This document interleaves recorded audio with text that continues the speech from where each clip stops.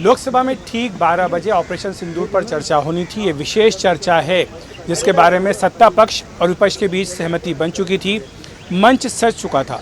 रक्षा मंत्री राजनाथ सिंह को यह चर्चा शुरू करनी थी और वो सदन में मौजूद थे। गृह मंत्री अमित शाह, नितिन गडकरी, तमाम वरिष्ठ मंत्री सदन के भीतर मौजूद थे, लेकिन तभी विपक्ष की ओर से हंगामा शुरू कर दिया गया। विपक्ष की ये मांग थी कि सरकार बिहार में जो SIR चल रहा है उसे लेकर चर्चा का आश्वासन दे। सिर्फ एक लाइन का आश्वासन दे सरकार इस बात को लेकर कि जैसे ही ऑपरेशन सिंदूर पर चर्चा समाप्त होगी उसके तुरंत बाद बिहार में जो SIR चल रहा है, चुनाव आयोग की ओर से मतदाता सूची का पुनरीक्षण चल रहा है, उसके ऊपर चर्चा की जाएगी। आपको बता दूं कि जो पिछला पूरा सप्ताह रहा है लोकसभा का, वो इसी मांग को लेकर धुल गया, क्योंकि विपक्ष लगातार इसको लेकर हंगामा करता रहा। सरकार तब ये कह चुकी थी कि चूंकि ये चुनाव आयोग का एक ऐसा फैसला है, एग्जीक्यूटिव डिसीजन है, जिस पर संसद में आज तक कभी चर्चा नहीं हुई है। आप चुनाव सुधारों पर चर्चा कर सकते हैं और भी दूसरे मुद्दों पर चर्चा कर सकते हैं, लेकिन चुनाव आयोग किस तरह से काम करेगा, क्या फैसले करेगा, इस पर आज तक कभी चर्चा नहीं हुई। अगर मान लीजिए आप चर्चा करते भी हैं तो चुनाव आयोग की ओर से जवाब कौन देगा? तो ये सरकार की ओर से दलील थी और इसीलिए इस पर पिछले हफ्ते चर्चा नहीं हो पाई थी। आज लेकिन विपक्ष ने इसी बात को लेकर विरोध किया और कहा कि सरकार एक लाइन का आश्वासन दे, और यही कारण है कि 12 बजे चर्चा नहीं हो पाई। इसके बाद संसदीय कार्य मंत्री किरेन रिजिजू ने विपक्ष के ऊपर धोखा देने का आरोप लगाया। उन्होंने ये भी कहा कि जब ये सहमति हो चुकी थी कि ऑपरेशन सिंदूर पर चर्चा होगी तो फिर विपक्ष ने ये हंगामा करके हाउस एडजर्न क्यों करवाया। दूसरी बात उन्होंने ये कही कि सरकार ने अपनी ओर से ऐसा कोई आश्वासन नहीं दिया है कि सिंदूर के बाद बिहार SIR पर चर्चा होगी।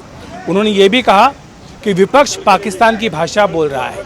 उनका इशारा पूर्व वित्त मंत्री पी चिदम्बरम के उस बयान से था जिसमें उन्होंने कहा था कि पाकिस्तान से आतंकवादी आए, इस बात के क्या सबूत हैं? क्या वो होम ग्रोन टेररिस्ट नहीं थे? ये भी इसकी जांच होनी चाहिए। तो रिजिजू ने क्या कहा, आइए सुन लेते हैं। Yes sir. सर क्या हुआ, क्यों एडजर्न हुआ और डिस्कशन नहीं हो पाया?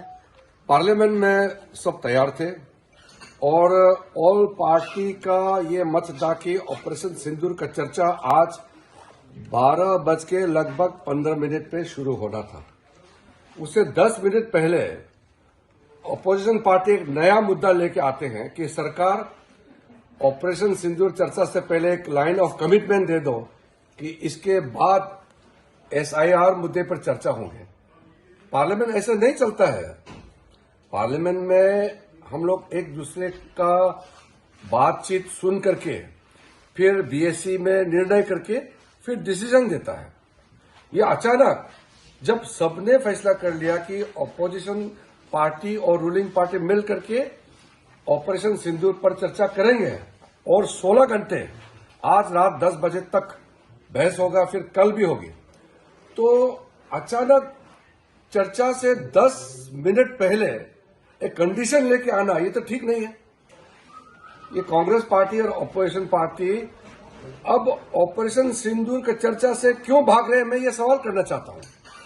इसके साथ साथ जो विरोध था वो इस बात को लेकर के भी चलता रहा कि बिहार में जो SIR है उसको लेकर के ठोस आश्वासन दिया जाए, लेकिन बाद में विपक्ष ने कहा कि उसने अपना विरोध जता दिया है और विरोध जताने के बाद उसने अपना हाउस में विरोध जताया, इसीलिए हाउस एडजर्न हुआ और उसके बाद अब वो चर्चा करने के लिए तैयार है। लोकसभा अध्यक्ष ओम बिरला ने भी विपक्ष के इस रवैये को लेकर नाराजगी व्यक्त की। उन्होंने कहा कि जब ये सहमति बन गई थी कि ऑपरेशन सिंदूर पर चर्चा होनी है तो फिर विपक्ष को ये इसमें सहयोग देना चाहिए था, गतिरोध उत्पन्न नहीं करना चाहिए था। आइए सुन लेते हैं लोकसभा अध्यक्ष को। माननीय सदस्य, क्या आप सदन बाधित करना चाहते हैं? ऑपरेशन सिंदूर पर चर्चा नहीं करना चाहते? नहीं करना चाहते चर्चा? मिस्टर गोगोई और आप सब राजनीतिक दल के लोग आए थे, आपने कहा ऑपरेशन सिंदूर पर चर्चा होनी चाहिए, फिर आप सदन बाधित कर रहे हैं। आखिर सदन आप क्यों नहीं चलने दे रहे? प्रश्नकाल माननीय सदस्यों का सबसे महत्वपूर्ण समय होता है। आखिर देश जानना चाहता है कि आप प्रश्नकाल क्यों स्थगित करना चाहते हैं, क्यों आप प्रश्नकाल के अंदर नियोजित बाधा करना चाहते हैं। माननीय प्रतिपक्ष के नेता, आपके दल के नेताओं को समझाओ, इनको सदन में पर्चे फेंकने के लिए, तख्तियां लाने के लिए नहीं भेजा है। आप प्रश्नकाल नहीं चलाना चाहते, आखिर जवाब दो। देश देश जानना चाहता है कि आप प्रश्नकाल क्यों नहीं चलाना चाहते। 10 महत्वपूर्ण मंत्रालयों पे आज चर्चा होने वाली है।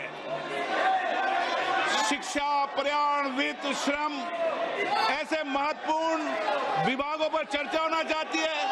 सदस्यों का समय होता है, आप प्रश्नकाल नहीं करना चाहते।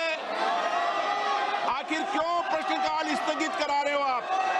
क्यों सदन के अंदर नारेबाजी, तख्तियां, पर्चियां फेंक रहे हो? ये सदन के अंदर मर्यादा आपकी?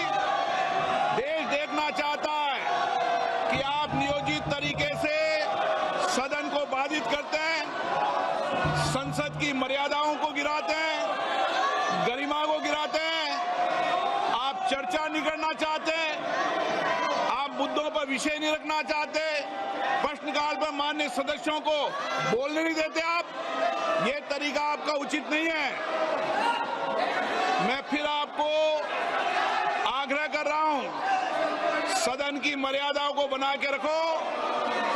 सदन सबका है, देश की 140 करोड़ जनता की अभिव्यक्ति का सर्वोच्च संस्था है। आप इसी तरीके का आचरण व्यवहार करना चाहते हैं, ये देश देखेगा कि आपने प्रश्नकाल को नियोजित तरीके से बाधा पहुंचाई, तख्तियां लहराई, पर्चे फेंके, नारेबाजी करी। और आपको बता दूं कि एक दूसरा मुद्दा ये भी चल रहा है कि किसे बोलने का मौका मिलेगा। आप जानते हैं कि कांग्रेस पार्टी के वरिष्ठ नेता हैं शशि थरूर, उनकी पटरी अपने आला कमान से नहीं बैठ रही है। जिस तरह से वो विदेश जाने वाले प्रतिनिधिमंडल में का हिस्सा थे और जिस तरह से उन्होंने पुरजोर ढंग से भारत की बात विदेशों में रखी, इसके साथ ही उन्होंने ये भी किया कि उन्होंने कई मौक़ों पर मोदी सरकार का बचाव भी किया, ऑपरेशन सिंदूर को जस्टिफाई किया और आतंकवाद के मुद्दे पर सरकार का पक्ष लेते नजर आए। तो क्या उसके बाद उन्हें मौका मिलेगा बोलने का या नहीं मिलेगा, इसे लेकर भी चर्चा होती रही। अब ये कहा जा रहा है कांग्रेस सूत्रों की ओर से कि पार्टी तो चाहती थी कि वो बोलें, लेकिन उन्होंने खुद मना कर दिया। तो क्या ये भी एक कारण हो सकता है जिसके चलते विपक्ष ने गतिरोध उत्पन्न किया? तो ये सारी बातें हैं जो सत्ता के गलियारों में संसद में तैर रही हैं, लेकिन अब जैसा कि हमने देखा है कि इस पर तस्वीर स्पष्ट होती नजर आ रही है और ऑपरेशन सिंदूर पर चर्चा होगी। और साथ ही ये भी बताया गया है कि शाम को विदेश मंत्री जयशंकर इस पर बोलेंगे, इस पर गृह मंत्री अमित शाह भी बोलेंगे और प्रधानमंत्री नरेंद्र मोदी भी इस चर्चा में इंटरवीन करेंगे। दिल्ली में अखिलेश शर्मा, NDTV इंडिया।